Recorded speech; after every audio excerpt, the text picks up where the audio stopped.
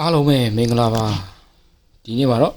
ရန်ကုန်မြို့ရဲ့အကောင်းဆုံးထမင်းပေါင်းဆိုင်မှာထမင်းပေါင်းစားတဲ့ဘလော့လေးဖြစ်ပါတယ်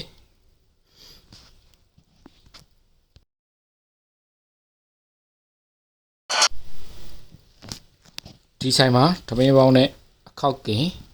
တရုတ်ဟင်းပွဲမျိုးမျိုးလည်းရနိုင်ပါတယ်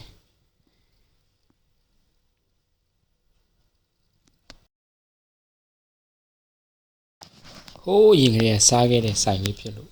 အမြဲတမ်းစားနေကြဆိုင်လေးဖြစ်ပါတယ်